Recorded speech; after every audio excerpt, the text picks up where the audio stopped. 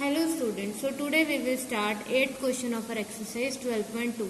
In the 8th question we have a floral design on a floor is made up of 16 tiles which are triangular. एक floor पे floral design बना हुआ है, कितने tile से बना है? 16 टाइल से, और उन टाइल्स के शेप क्या? ट्रायंगल्स। उस ट्रायंगल की साइड्स दे दी आपको 9 centimetre, 28 centimetre and 35 centimetre. Now find the cost of polishing the tiles at the rate of 50 पैसा पर सेंटीमीटर स्क्वायर। तो आपने टोटल कॉस्ट पता करनी है उस सारी जितनी भी 16 टाइल्स हैं उन्हें पॉलिश करने के लिए। अगर 1 सेंटीमीटर स्क्वायर टाइल को पॉलिश करने के लिए कितनी मनी लग रही है? 50 पैसा लग रहा है। So let's start. अब हम क्या करेंगे? फर्स्ट ऑफ ऑल एक टाइल का एरिया निकालेंगे। So S semi perimeter, so 9 + 28 + 35/2। These 3 are sides of the triangle. तो ऐड करके आपके पास आंसर आ जाएगा 72/2, that is 36 centimeter. So this is semi perimeter now according to Heron's formula. Now after putting the values we have, ये आ गया आपके पास 36, 27, 8 and 1. अब 36 को लिख सकते हैं 9 4s are 36, 27 is 3 3s are 9, 9 3s are 27. Similarly 8 को भी आप स्प्लिट कर सकते हो। अब यहाँ पे 3 का पेयर बन गया और 2 का पेयर बन गया, तो ये 3 और 2 बाहर आ जाएगा, तो ये सिंगल टाइम आएगा आफ्टर स्क्वायर रूट के बाहर, तो ये आ गया। अब 9 को भी आप क्या, now 9 is 3 3s are 9, 4 is 2 2s are 4। ये 3 का पेयर बाहर आ गया, ये 2 का, और ये 3 2 यहाँ पे आ जाएंगे। अब इस 3 का पेयर एक और 3 बाहर, दिस वन, ये 3 and 2 सिंगल था तो ये स्क्वायर रूट के अंदर रहेगा, तो दैट इज 6। नाउ इसे मल्टीप्लाई करके आंसर आ गया 36 √ 6। अब 6 का स्क्वायर रूट क्या होता है? 6 का स्क्वायर रूट होता है 2.45। So after putting the value you will get 88.2 centimetre square. ये आपके पास आंसर आया है area of, this is the area of 1 tile. But वो जो फ्लोरल डिजाइन है वो कितनी टाइल से मिलके बना है? 16। So area of 16 tiles, 16 tiles का एरिया क्या होगा? 16 × 88.2, दैट इज 1411.2 सेंटीमीटर स्क्वायर। तो ये तो एरिया आ गया। Now as the cost of polishing, 1 centimetre square को पॉलिश करने के लिए कॉस्ट लग रही है 50 पैसा, मीन्स 0.5 रुपीज। तो टोटल एरिया क्या है? 1411.2। तो उसे पॉलिश करने के लिए कितनी कॉस्ट लगेगी? 0.5 × 1411.2। So you will get the answer 705.60 rupees. अब आपने इस पैसे को रुपीज में कन्वर्ट कर दिया था, तो जो आंसर आएगा वो भी रुपीज में आएगा। So your answer is rupees 705.60. Now the last question of the exercise. A field is in the shape of trapezium whose parallel sides are 25 meter and 10 meter. First of all, एक field है जो trapezium shape है, ये होती है trapezium shape. अब उसका आपको पैरेलल साइड्स कह दिया 25 मीटर एंड 10 मीटर। तो पैरेलल साइड्स ये वाली है, ये सपोज 25 मीटर गिवन है and this one is 10 metre.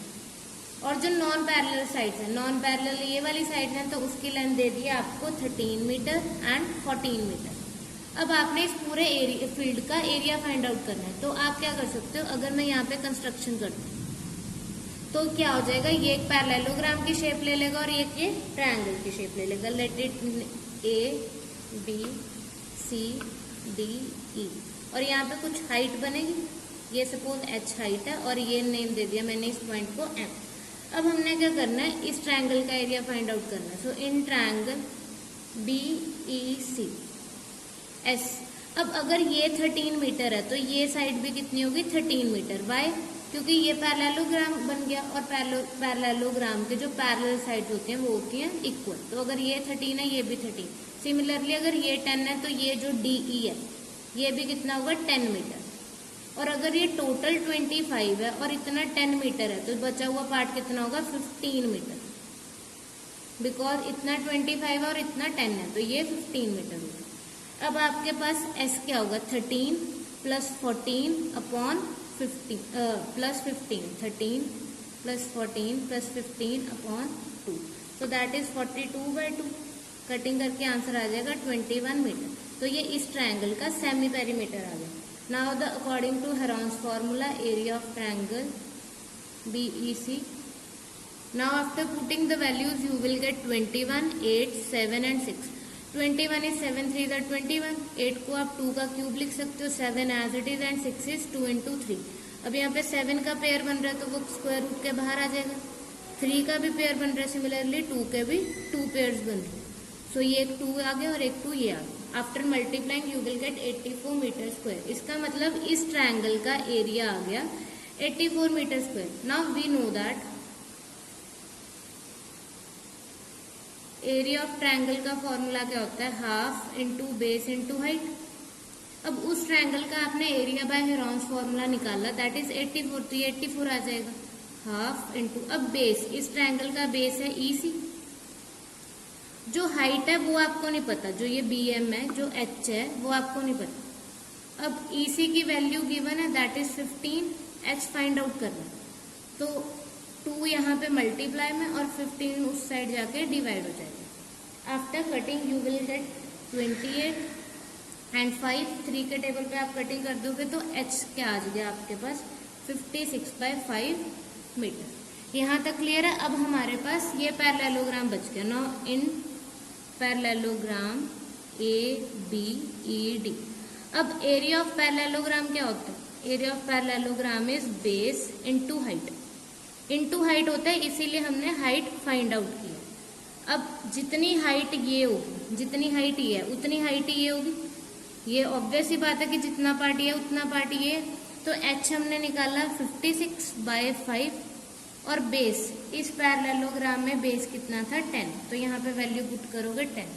So 5 1 is 5, 5 2 is 10. तो ये सॉल्व करके आंसर आ गया 112 सेंटीमीटर स्क्वायर, क्योंकि एरिया फाइंड आउट किया. अब नाउ हमने इस ट्रायंगल का एरिया भी निकाल लिया और इस पैरेललोग्राम का भी. जो फील्ड था ये टोटल ट्रेपीजियम है, तो आप इन दोनों का एरिया प्लस करोगे. So now area of field equals to area of triangle plus area of parallelogram. So that is 84 plus 112. 84 plus 112 is 196 metre square. तो आपका आंसर आ गया 196 metre square. I hope it is clear to you all. Thank you.